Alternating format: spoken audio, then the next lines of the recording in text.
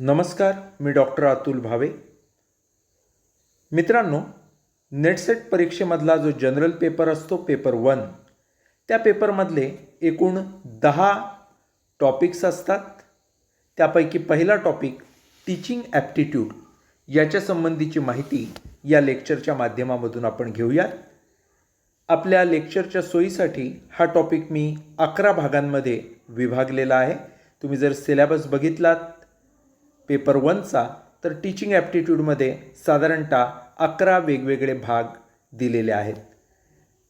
यापैकी एकेका भागाचा आपण थोडक्यामध्ये परिचय करून घेऊयात. पहिलं असतं ते म्हणजे कन्सेप्ट ऑफ टीचिंग, टीचिंगची संकल्पना. मित्रांनो, टीचिंग म्हणजे शिकवणं आणि ॲप्टिट्यूड म्हणजे आपली ॲबिलिटी, क्षमता. त्यामुळे टीचिंग ॲप्टिट्यूड म्हणजे काय तर ॲबिलिटी टू टीच. आपण कसं शिकवतो हे दोन गोष्टीवर अवलंबून असतं. हाऊ टू टीच आणि how to learn. How to teach म्हणजे कसं शिकवायचं आणि हाऊ टू लर्न म्हणजे कसं शिकायचं.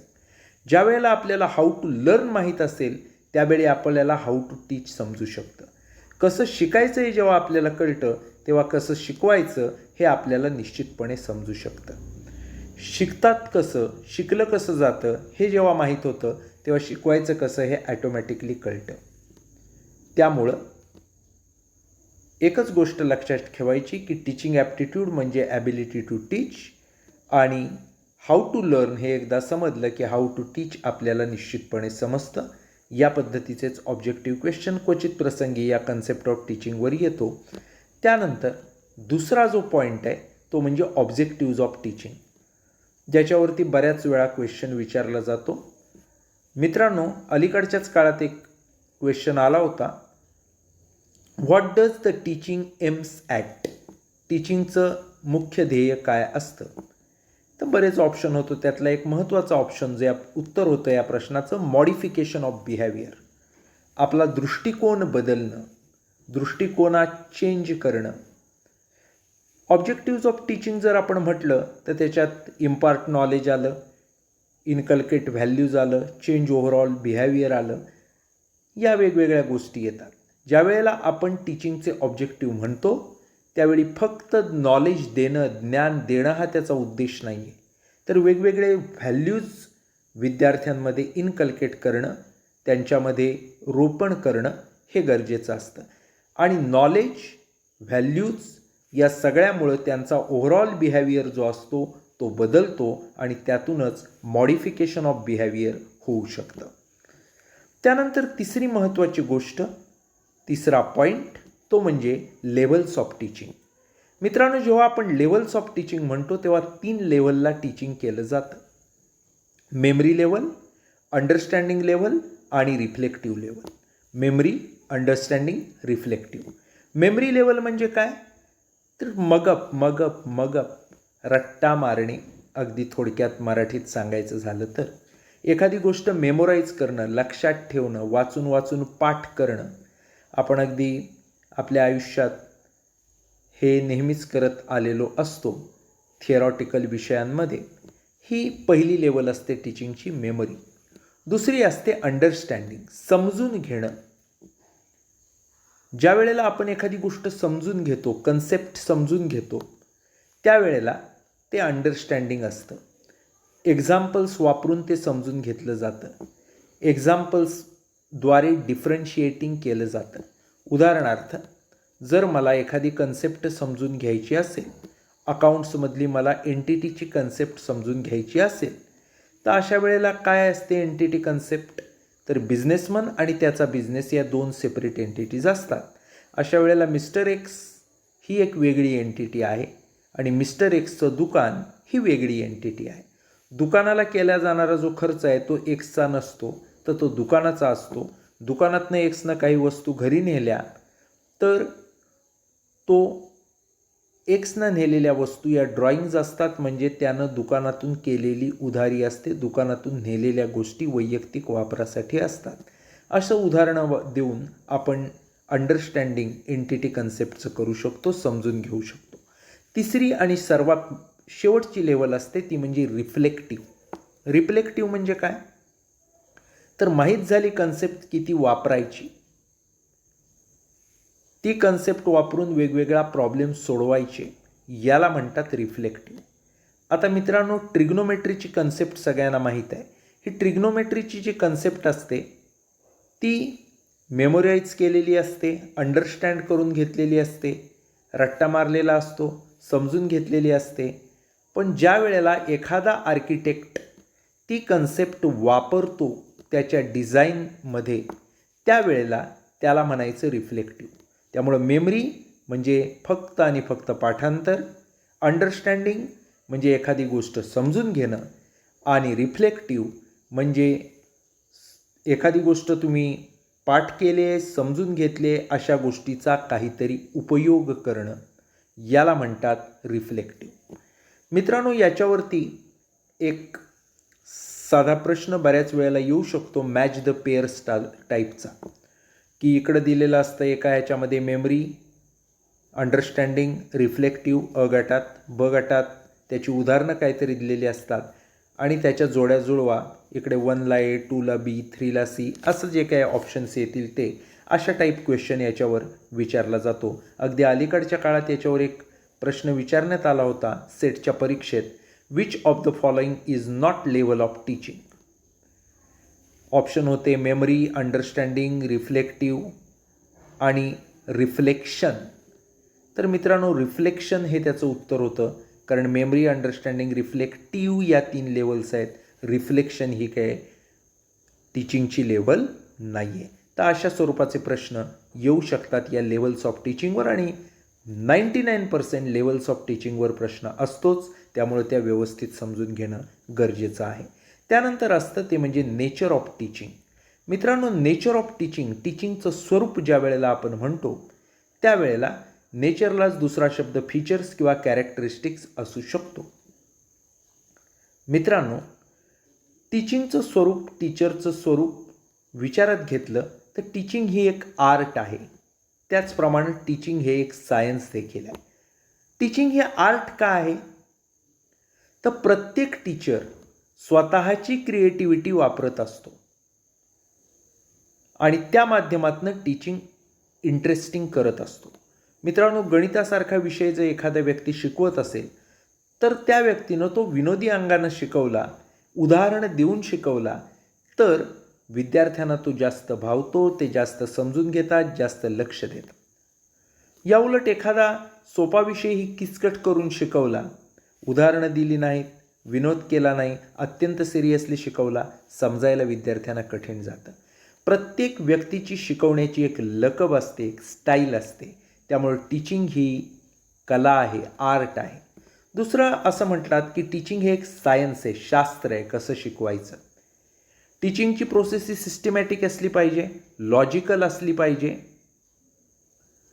आपण ज्या वेळेला शिकवतो वर्गात त्यावेळेला काय करतो, पहिल्यांदा कन्सेप्ट क्लिअर करतो वेगवेगळी उदाहरणं देऊन, आणि मग त्याच्यावरती प्रश्न विचारतो. असं नाही करत वर्गात गेलो आधी प्रश्न धड्यावरचे विचारायचे आणि प्रश्न विचारून झाले की मग धडा शिकवायला सुरुवात करायची.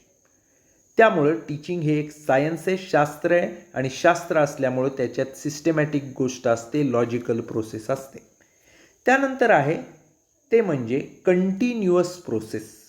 टीचिंगची प्रक्रिया ही कायम चालू असते. जसं लर्निंग हे लाईफ लाँग असतं तसंच टीचिंग हे सुद्धा लाईफ लाँग असतं. आज टीचिंग केलं आणि संपलं असं नाही, तर शिकवण्याची प्रक्रिया ही सतत चालू असते आणि त्यात सतत इम्प्रूव्हमेंट होत असते. त्यानंतर मित्रांनो, 5वा जो भाग आपल्या सिलेबसचा आहे तो म्हणजे लर्नर्स कॅरेक्टरिस्टिक्स. जो शिकणारा आहे, विद्यार्थी आहे, त्याची काही फीचर्स असतात, त्याचे काही गुणधर्म असतात. कोणते असतात ते? तर पहिली गोष्ट म्हणजे पर्सनल, एज, जेंडर.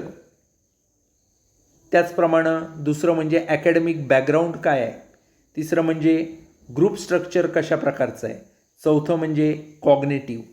या 4 गोष्टी साधारणतः येत असतात लर्नर्स कॅरेक्टरिस्टिकमध्ये. पर्सनल म्हणजे काय, तुमचं वय किती, तुमचं लिंग काय.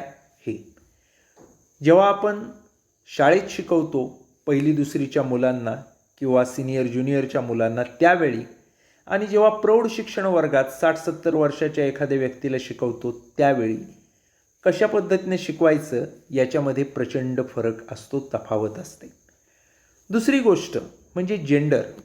एखाद्या मुलाला शिकवताना आणि मुलीला शिकवताना काही गोष्टीत फरक असू शकतो. त्यानंतर असतं ते म्हणजे ॲकॅडमिक बॅकग्राऊंड, प्रिव्हियस नॉलेज काय, अगोदरचं ज्ञान काय. सिनियर ज्युनियरला न जाता, नर्सरीत न जाता डायरेक्ट पहिलीला आलेला विद्यार्थी आणि सिनियर ज्युनियर नर्सरी असं करत करत पहिलीला आलेला विद्यार्थी यांची ॲकॅडमिक बॅकग्राऊंड वेगळी असते.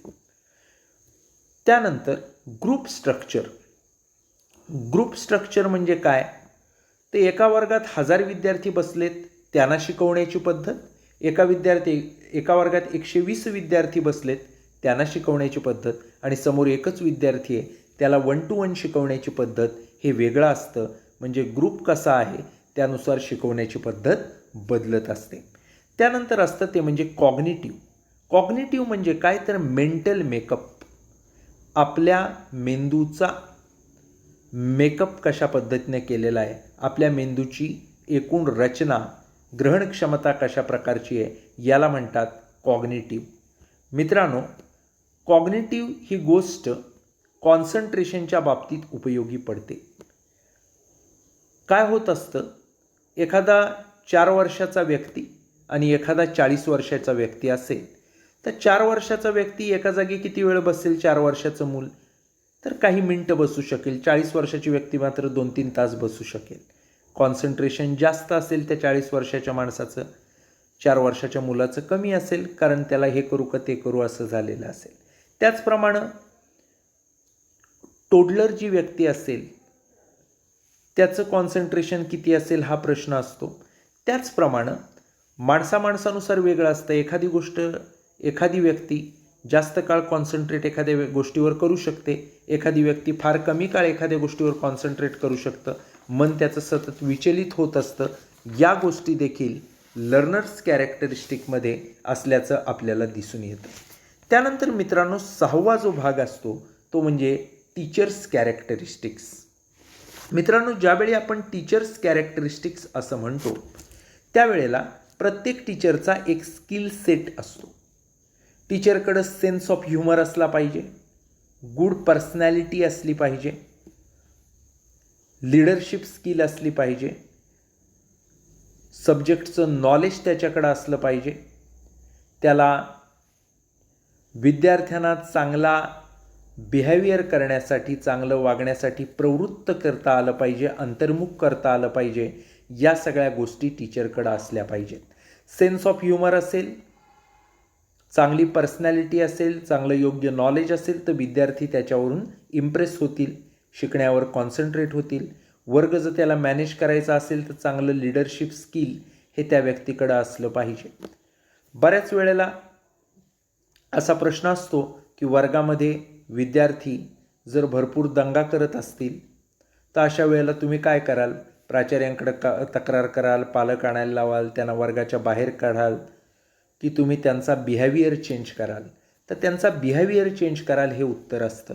आणि हे कसं शक्य होतं तर टीचरनं त्यांच्या मनामध्ये स्थान निर्माण करायचं असतं आणि हे स्थान निर्माण करणं सेन्स ऑफ ह्युमरच्या माध्यमातून, गुड पर्सनॅलिटीच्या माध्यमातून, योग्य नॉलेजच्या माध्यमातून, चांगल्या लीडरशिप स्किल्सच्या माध्यमातून, बिहेवियर त्यांचा बदलून एखाद्या व्रात्य मुलाला चांगला सभ्य मुलगा बनवणं आणि त्या माध्यमातून त्याचा टोटल बिहेवियर चेंज करणं हे शक्य होत असतं. यानंतर मित्रांनो आपण ज्या 7व्या भागाकडे जाणार आहोत तो म्हणजे theories related to teaching aptitude. Teaching ॲप्टिट्यूडशी रिलेटेड वेगवेगळे सिद्धांत. मित्रांनो, टीचिंग ॲप्टिट्यूड या गोष्टीशी रिलेटेड असे अनेक सिद्धांत आहेत. त्यापैकी काही सिद्धांत आपण या ठिकाणी बघूया. पहिला जो असतो तो म्हणजे हार्वर्ड गार्डनर यांचा multiple intelligence theory, multiple intelligence सिद्धांत. हा सिद्धांत काय म्हणतो तर प्रत्येक व्यक्तीचा इंटेलिजन्स, हुशारी ही वेगवेगळी असते, कोणीच ढब्बू नसतो. प्रत्येकाकडं कोणत्या ना कोणत्या स्वरूपाचा इंटेलिजन्स, हुशारी असते. एखादा विद्यार्थी मॅथमॅटिक्समध्ये चांगला स्कोर करत असेल तरच तो हुशार असं साधारणतः आपण मानतो. पण असं नसतं. एखाद्याला क्रिकेटमध्ये रुची असेल, क्रिकेटमध्ये तो हुशार असेल, एखादा गाण्यात हुशार असेल, एखादा वेगवेगळ्या कलांमध्ये हुशार असेल, ललित कलांमध्ये, अशी वेगवेगळ्या प्रकारची हुशारी असते. या इंटेलिजन्सचे एकूण 8 टाईप्स या हार्वर्ड गार्डनर यांनी या मल्टिपल इंटेलिजन्स थिअरीच्या माध्यमातून केलेले आहेत. पैकी आपण 4-5 जे महत्त्वाचे टाईप आहेत, ज्याच्यावर साधारण प्रश्न येतात, ते बघूयात. पहिला असतो व्हर्बल इंटेलिजन्स. व्हर्बल इंटेलिजन्स म्हणजे काय? तर ज्यांचं लिंग्विस्टिक स्किल चांगलं आहे. व्हर्बल इंटेलिजन्सला लिंग्विस्टिक इंटेलिजन्स असं म्हणतात. असे जे लोक असतात की ज्यांचं लिंग्विस्टिक स्किल, व्हर्बल स्किल चांगलं आहे, चांगले वक्ते असतील, चांगले लेखक असतील, चांगले निवेदक असतील, हे सगळे व्हर्बल किंवा लिंग्विस्टिक इंटेलिजन्स असलेले लोक असतात.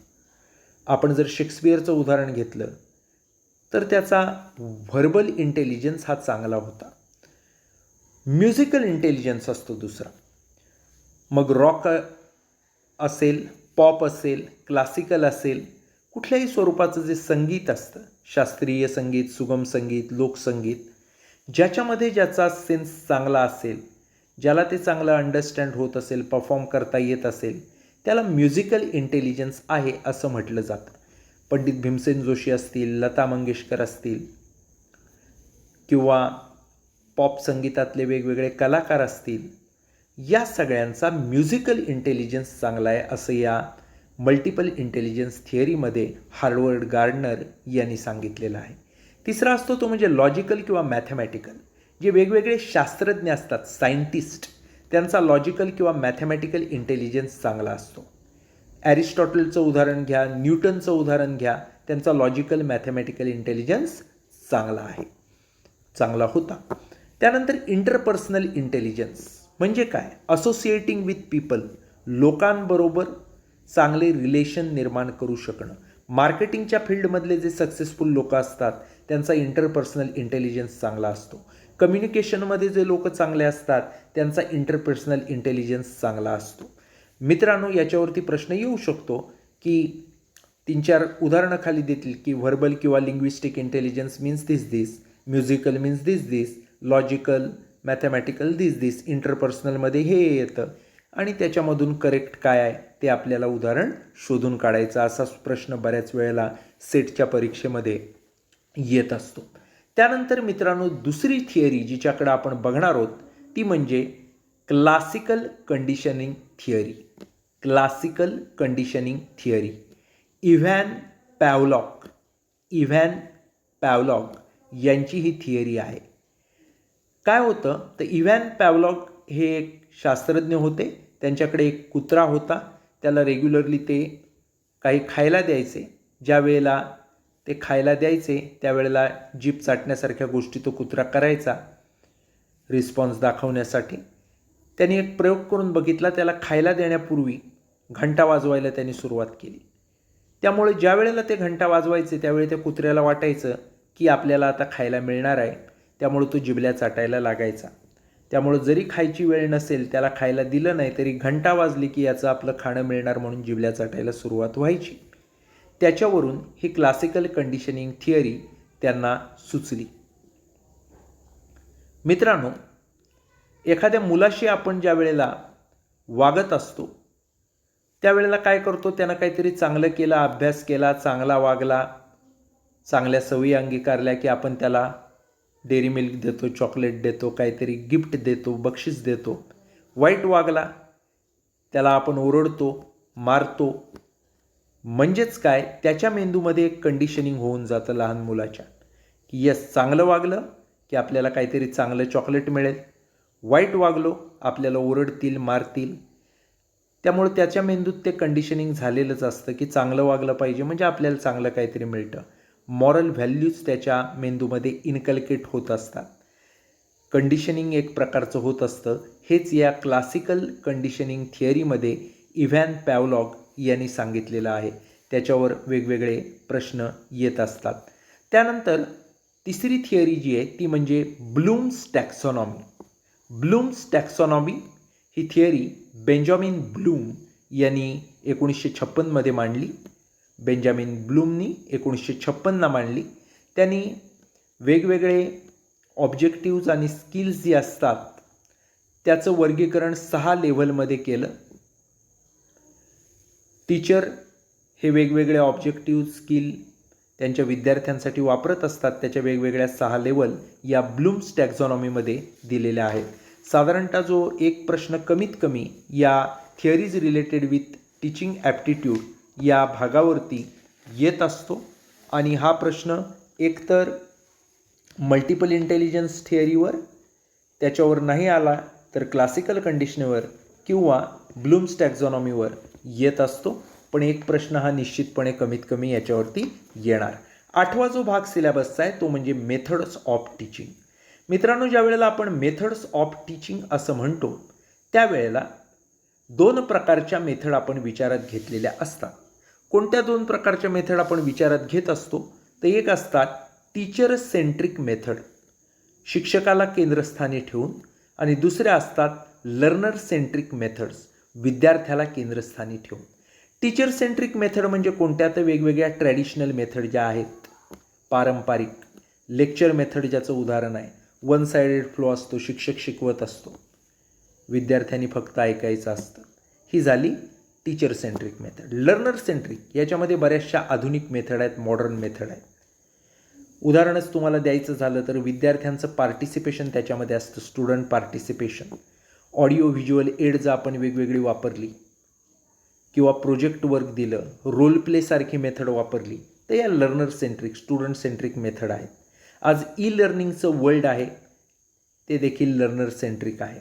पाहिजे तेव्हा तुम्ही लर्न करू शकता. अलीकडच्या काळामध्ये याच्यात जर आपण विभाजन करायचं म्हटलं क्लासिफिकेशन तर ऑनलाईन आणि ऑफलाईन टीचिंग असं आपण करू शकतो.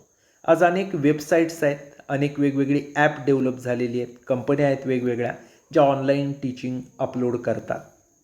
मित्रांनो, ऑनलाईन कंटेंट अपलोड करायला लागतो. तो कंटेंट स्टुडंट त्यांना जेव्हा पाहिजे जसा पाहिजे त्यांच्या सोयीनं शिकू शकतात.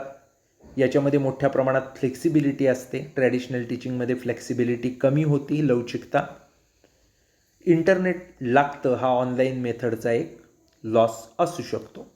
मित्रांनो, याच्यानंतर जो पुढचा भाग आपण बघणार आहोत तो म्हणजे टीचिंग करत असताना आपण काय करत असतो. तर टीचिंग करत असताना आपण काही सपोर्ट सिस्टीम वापरत असतो, ज्याला म्हटलं जातं टीचिंग सपोर्ट सिस्टीम. मित्रांनो, टीचिंग सपोर्ट सिस्टीम म्हणजे काय तर टीचिंगला मदत करणाऱ्या वेगवेगळ्या सिस्टीम. टीचिंग सपोर्ट सिस्टीम पण 2 प्रकारचे आहेत, ट्रॅडिशनल आणि मॉडर्न, पारंपरिक आणि आधुनिक. पारंपरिक कोणत्या आहेत तर वेगवेगळी टीचिंग एड्स आहेत. उदाहरणार्थ जॉग्राफीचा टीचर भूगोलाचा एखादा शिकवत असेल तर तो पृथ्वी गोल वापरतो, नकाशे वापरतो. ही झाली ट्रॅडिशनल टीचिंग एड. मॉडर्न काय तर LCD प्रोजेक्टर आपण वापरतो, स्क्रीन वापरतो, ऑडिओ व्हिज्युअल क्लिप्स वेगवेगळ्या वापरू शकतो आणि त्या माध्यमातून टीचिंग इंटरेस्टिंग करू शकतो. ई बुक्सचा वापर आपण करू शकतो. हार्ड कॉपीमधली पुस्तकं वापरण्याऐवजी किंडलचा वापर आपण करू शकतो. हे झालं modern teaching system, teaching support system. मित्रांनो, टीचिंग एड्स ही का वापरली जातात तर जे लेसन्स असतात ते मोर एंगेजिंग, मोर इंटरेस्टिंग बनवण्यासाठी टीचिंग सपोर्ट सिस्टीम वापरली जाते.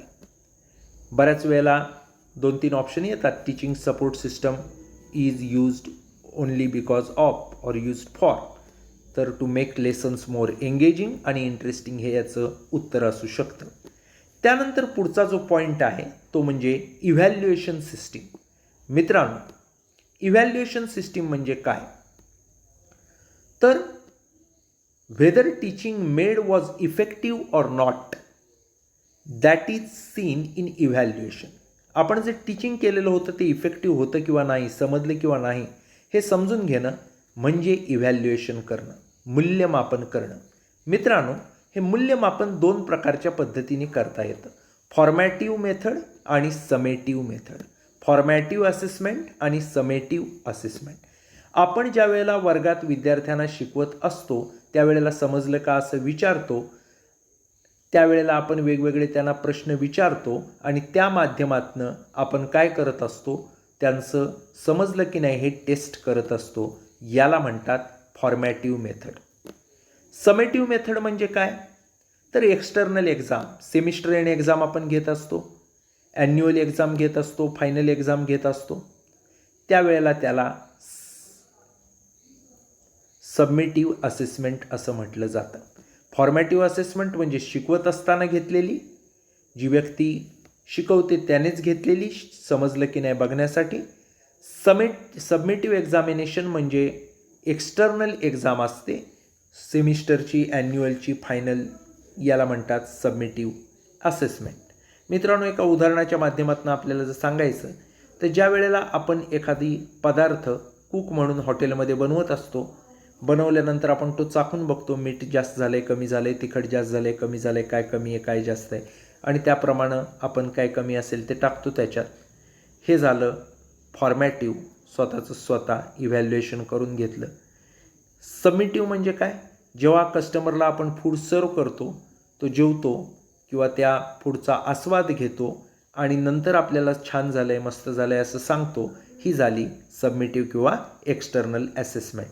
मित्रांनो, काय गरज असते फॉर्मॅटिव्ह असेसमेंटची, तर फॉर्मॅटिव्ह असेसमेंटची गरज असते विद्यार्थ्यांच्या शिकण्याची जी गती असते ती वाढवणं.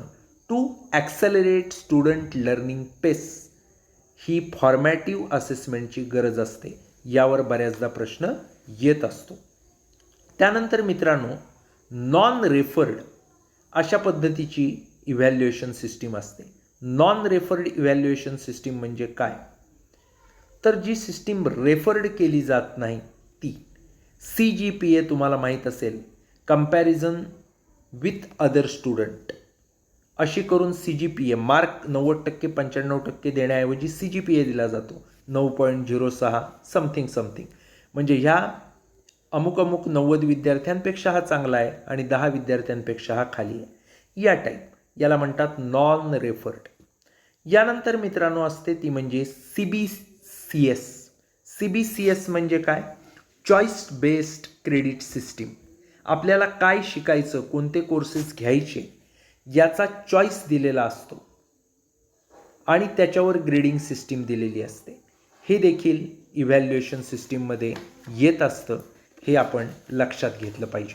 शेवटचा पॉईंट जो आपण बघणार आहोत तो मित्रांनो आहे ई लर्निंग फॅसिलिटीज. मित्रांनो, आजची पॅन्डेमिकसारखी सिच्युएशन आहे आणि ऑनलाईन गोष्टी ई लर्निंग मोठ्या प्रमाणात आज वाढताना दिसून आलेलं आहे, दिसतं आहे. ई लर्निंग सिस्टीम म्हणजे काय, तर मित्रांनो इलेक्ट्रॉनिक माध्यमातून शिकणं.